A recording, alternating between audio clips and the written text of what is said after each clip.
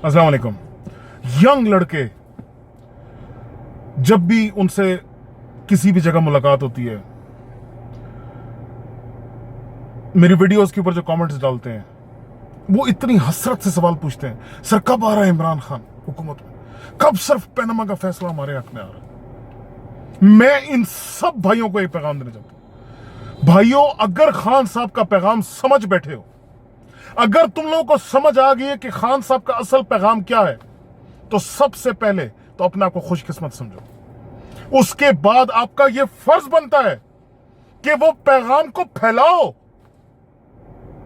उसको फैलाओ, लोगों को बताओ कि असल में खान साहब क्यों हमें कह रहा है कि उठो, आंखें खोलो, उठ जाओ नींद से। वो क्यों हमें समझाने की कोशिश कर रहा है कि इस मुल्क में हमारे हकूक को कत्ल किया जा रहा है, मारा जा रहा है, दबाया जा रहा है, हमें उससे महरूम रखा जा रहा है।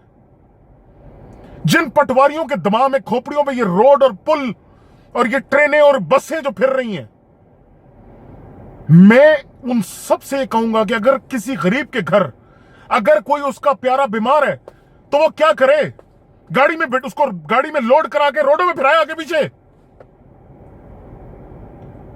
अगर किसी के बच्चे को स्कूल में तालीम नहीं मिल रही गरीब के, तो वो क्या करे, बस्ता लटका के उसको रोडों में आगे पीछे फिराए। अगर उसको गरीब को इंसाफ नहीं मिल रहा तो क्या वो रोड पे या पुल पे मिल रहा है? भाइयों, मुझे समझ नहीं आती कि अमीर के लिए तो रोडें अहम हो सकती हैं, उसके पास करोड़ों की गाड़ी है, उसने घुमानी है रोडों पे, मजे करने।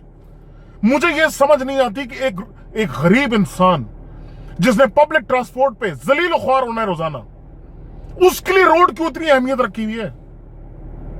क्या आप लोग टेलीविजन देख नहीं रहे? क्या आप लोगों को रिपोर्टें मिल नहीं रही हैं? आपकी जो दरामदाद है, जो आप एक्सपोर्ट्स कर रहे हैं, जो अपना माल बना के आप बाहर बेच रहे हैं, वो दिन ब दिन नीचे गिर रही है। बांग्लादेश जैसा मुल्क आपसे आगे निकल गया, तालीम में भी, सनत में भी। 2% की इज्जत नहीं है दुनिया में हमारी, कर्जों में डूबे हुए हम, किसी के सामने आंख नहीं उठा सकते।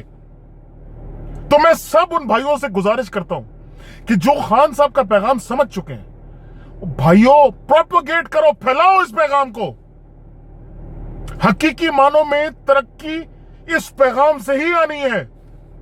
तालीम, सेहत और तहफ्फुज, ये किसी माशरे में रहने वाले इंसान की बेसिक रिक्वायरमेंट है। समझो, इंशाल्लाह बेहतरी आकर आएगी। पाकिस्तान जिंदाबाद।